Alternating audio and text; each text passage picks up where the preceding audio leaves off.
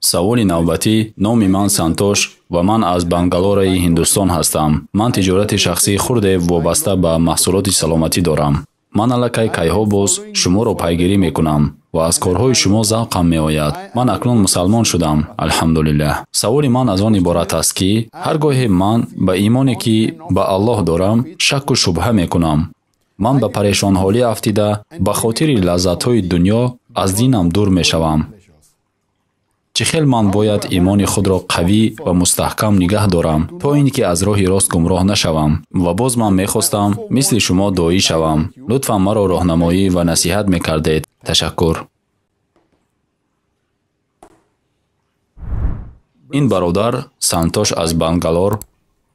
ӯ бисьёр вақт мешавад ки наворҳои моро тамошо ва пайгирӣ мекунад ва алҳамдулиллаҳ ӯ акнун мусалмон аст ва исломро пазируфтааст. вале ӯ мегӯяд ки зуд аз роҳи рост гумроҳ мешавад ва барояш душвор аст ки дар ақидааш устувор бошад. аз сабаби фитнаву лаззатҳои ин дунё ӯ ҳар гоҳ гумроҳ мешавад. аз ин рӯ ӯ ба кӯмак ниёз дорад. чӣ тавр ӯ метавонад дар ақидаи худ устувор бошад ва аз он лаззатҳои дунявие ки дар ислом ҳаром карда шудааст парҳез кунад? ва боз ӯ мехоҳад доӣ шавад ва ба ман бо ин пешниҳод муроҷиат кард.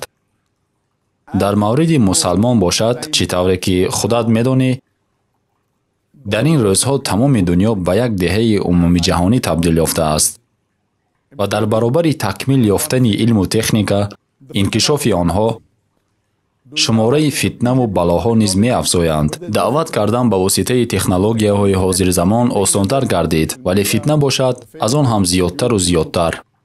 ҳамин тавр технология пайваста инкишоф меёбад. ба мисоли шабакаҳои иҷтимоӣ, фейсбук, ютуб, инстаграм ва ғайра. онҳо ҷиҳатҳои хуб низ доранд. мисол, шумо метавонед бо пахш кардани як тугма маълумот гиред.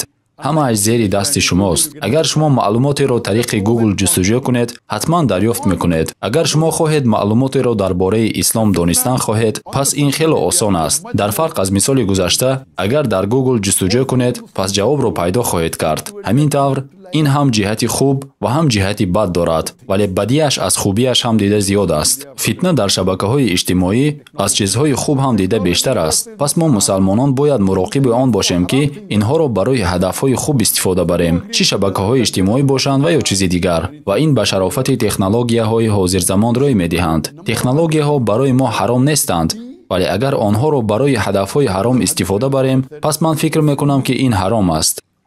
пас ман дар ҳақиқат бо ту розӣ ҳастам, ки фитнаҳои зиёде барои бисьёр чизҳо, барои лаззат ва ғайраҳо мавҷуданд. хуб, мо бояд сараввал он чизеро кунем, ки паёнбар моро ба он амр кардаанд.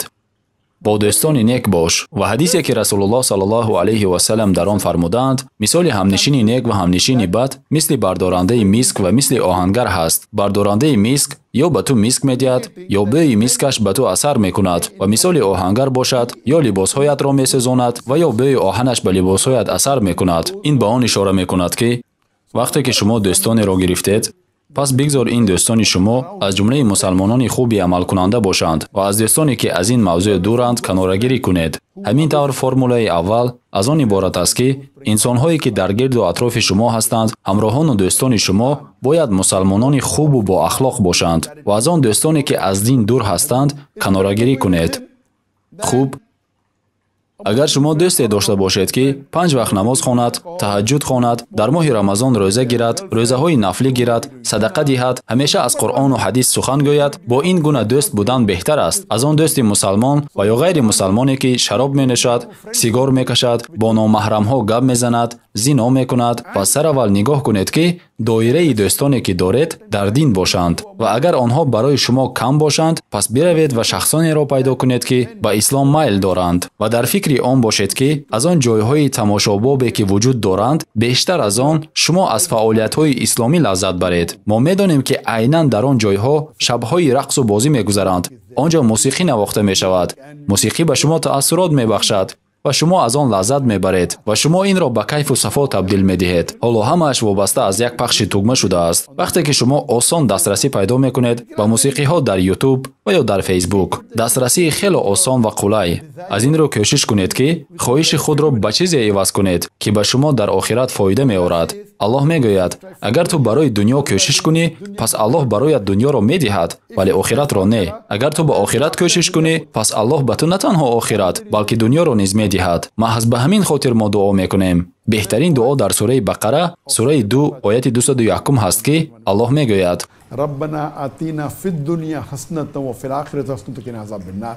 Парвардигоро, ба мо дар дунё некӣ ато кун ва дар охират низ некӣ ато фармо ва моро аз азоби оташ нигаҳ дор. Як оят пеш аз ин мо бисёриҳо ин дуоро медонем, вале бисёриҳо ояте ки пеш аз ин аст намедонанд. Дар ояти пеш аз ин гуфта шудааст ки агар шумо дунёро бихоҳед, Аллоҳ бароятон онро медиҳад, вале охиратро намедиҳад. Беҳтарин мусалмон ҳамонест ки бо ин дуо ба Аллоҳ муроҷиат мекунад: Парвардигоро, ба мо дар дунё некӣ ато кун ва дар охират низ некӣ ато фармо ва моро аз азоби оташ нигаҳ дор. Дар ин дуо се чиз аст. Аввал, дар дунё некӣ ато кун. Дуюм, дар охират некӣ ато кун. Ва сеюм, маро аз азоби оташ нигаҳ дор. Ҳамин тавр шумо воқеан се чизро пурсон шудед. Аз ин се якеаш барои ин дунёст ва дуи дигарӣ барои охират. Аз ин рӯ вақте ки дуо мекунед, муроқиби он бошед ки барои охират бисёртар дуо кунед аз барои дунё дида.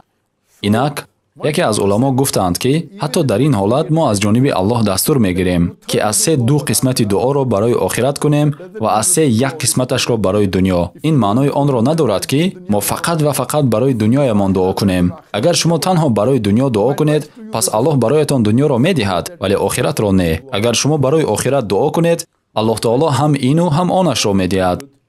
Аз ин рӯ маслиҳати ман барои ту бародар Сантош, дар фикри он бош ки дӯстони ту мусалмони хуби амалкунанда бошанд, ки дар як рӯз 5 вақт намоз хонанд, таҳаҷҷуд хонанд, рӯза доранд, закот диҳанд ва суханони нек гӯянд ва шуморо даъват ба гӯшт додани маърузаҳои даъватчиёне кунанд ки ба шумо таассурот мебахшад ва боз маърузаҳои илмӣ хонанд ки шуморо бовар кунонда тавонанд ва чӣ қадаре ки онҳоро зиёд гӯшт диҳӣ, ҳамон қадар муроқиб мешавӣ ки аз гуфтаҳои онҳо пайравӣ кунӣ. Муроқиби он бош ки 5 вақт намозатро бо ҷамоат дар масҷид хонӣ.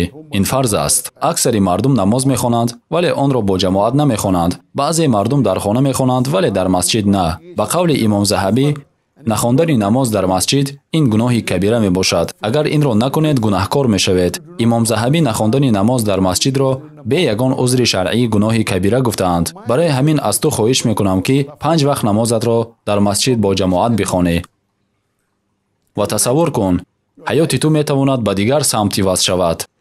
ва боз дар фикри он бош ки ба ҷуз аз намозҳои панҷвақта боз намози таҳаҷҷуд дар сеяки охири шаб бихонӣ. ва пайғамбар алайҳиссалом гуфтаанд, беҳтарин намоз баъди намозҳои панҷвақта ин намози шаб мебошад. дар саҳиҳи Муслим дар ҷилди 3 ҳадиси 2755 омадааст ки беҳтарин намоз баъди намози панҷвақта намози шаб мебошад. сухан дар бораи витр меравад ва агар бо намози витр дар сеяки охири шаб ба намози таҳаҷҷуд бипайвандӣ, яъне витру таҳаҷҷудро якҷо бихонӣ, махсусан дар сеяки охири шаб, пайғамбар алайҳиссалом 8 ракат таҳаҷҷуд ва 3 ракат витр мехонданд, ҳамагӣ 11 ракат. Бо фарорасии сеяки охири ҳар шаб, Аллоҳ ба осмони дунё фуруд меояд ва мегӯяд: кӣ ба ман дуо мекунад, ки ба ӯ ҷавоб диҳам? пас агар вақте ки дар ин сеяки охири шаб намоз хондӣ, муроқиби он бош ки саҷдаат хато набошад, ва агар ту дар саҷда дар қисмати сеяки охири шаб дар намози таҳаҷҷуд ба Аллоҳ таоло дуо кунӣ, иншааллоҳ дуоҳои ту қабул хоҳанд гашт. ва дар он ҷо агар ту бигӯӣ ки Парвардигоро, маро аз фитнаҳои ин дунё дур нигаҳ дор, аз хоҳишоти ин дунё, иншааллоҳ Аллоҳ ба ту кӯмак мекунад. Пас олиме дуруст қайд кардааст ки ту гуфта наметавонӣ ки ман ҳамаи чизро санҷидам, зери ягон сангеро холӣ нагузоштам, магар ин ки шабҳангом аз таҳди дил аз Аллоҳ талаб накунӣ, дар намози таҳаҷҷуд, дар суҷуд, дар қисмати охири шаб. ва бубин ки саҷда 1 дақиқа ё 1.5 ва ё 2 дақиқа идома ёвад. ҳамин тавр агар ту дар 1 ракат 2 маротиба саҷда кунӣ, пас дар 8 ракат 16 маротиба саҷда хоҳӣ кард ва шояд ним соатро дар саҷда сарф кунӣ ва ту он чизеро аз Аллоҳ дуо мекунӣ ки бароят беҳтар аст ва баъд намози зуҳурро мехонӣ. Аз Абу Ҳурайра радияллоҳу анҳу ривоят шудааст ки фармуд: дӯстам ҳазрати Расули Аллоҳ саллаллоҳу алайҳи ва саллам маро ба се чиз васият намуда ки то зиндаам онро тарк нахоҳам кард. ҳар моҳ 3 рӯз рӯза бидорам, яъне рӯзаи 14, 15, 16 ҳар моҳи ҳиҷрӣ ва ин ки қабл аз хобидан намози витрро бихонам ва намози таҳаҷҷудро низ, яъне намози шаб ва боз ҳамчунин намози зуҳо, яъне намози зуҳо чошткоҳро бихонам. хуб, мана ин се чизе ки пайғамбар алайҳиссалом тавсия кардаанд ва ин беҳад муҳим аст. ҳамин тавр чӣ қадаре ки ту зиёд ибодат мекунӣ, ба ғайр аз фарзҳо боз амалҳои нофиларо анҷом медиҳӣ ва дарсҳои шайхҳоро гӯш мекунӣ, ҳамон қадар ту дар роҳи рост хоҳӣ монд. ва пас аз ин лаззати ту аз ҳаром ба ҳалол табдил меёбад. на танҳо ҳалол барои мустаҳаб, балки барои фарз низ. пас имрӯз ту муроқиби ҳамнишинони хуб мешавӣ, дарсҳову маърузаҳои олимонро гӯш мекунӣ ва чӣ қадаре ки зиёд ибодат кунӣ, ҳамон қадар Аллоҳ таоло ғамхорӣ мекунад ки дар ҳаётат осоиштагӣ ва оромӣ пайдо шавад. бар замми ҳамаи оне ки имрӯз мо дар ҷаҳон дорем, шӯру ғавғову нооромиҳо, тасаввур кунед тинҷию оромие ки мо бо он намоз мехонем бисёр олӣ аст ва ҳамчунин ба Аллоҳ дуо мекунем ва муроқиби дуоҳоямон ҳастем. ҳастанд вақтҳое ки дуо дар онҳо қабул мешаванд. барои мисол соати охири рӯзи ҷумъа баъди аср, пеш аз шом. ин вақтест ки агар ту дар ин вақт ба Аллоҳ дуо кунӣ, Аллоҳ дуои туро мустаҷоб мегардонад. ҳамин тавр агар ту бисёртар ба суннат пайравӣ кунӣ, бисёртар амалҳои мустаҳабро анҷом диҳӣ, пас иншааллоҳ Аллоҳ таоло чунон мекунад ки ҳаёти ту аз лаззатҳову хурсандиҳо пур мешавад, бо имону ва бо қаноатмандӣ. ва сараввал дар фикри он бош ки аз 70 гуноҳҳои кабира худдорӣ карда бошӣ. чуноне ки дар Қуръон гуфта мешавад, агар ту аз гуноҳҳои кабира парҳез кунӣ, Аллоҳ гуноҳҳои сағира, яъне хурди туро мебахшад.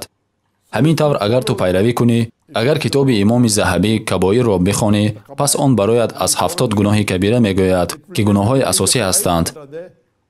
аввалини онҳо ширк овардан ба Аллоҳ, ин бузургтарин гуноҳ аст. баъд куштани шахсе ба ноҳақ, сеҳру ҷоду, бепарвоӣ ба намоз, закот надодан, беузри шаръӣ рӯзаро хӯрдан, ҳаҷ накардан дар ҳолати доштани шароит. ҳамин тавр бо тартиб номбар шудааст. ҳамин тавр ин ҷо гап дар сари гуноҳҳои кабира меравад ва баъд иншааллоҳ ту метавонӣ равӣ ва муроқиби гуноҳҳои сағира шавӣ, барои ислоҳи онҳо бипардозӣ.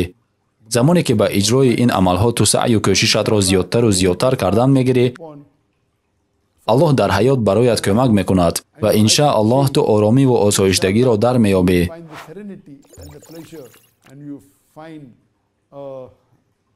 ва ту қалби салимро дар меёбӣ ки қалби сокину ором аст. иншааллоҳ.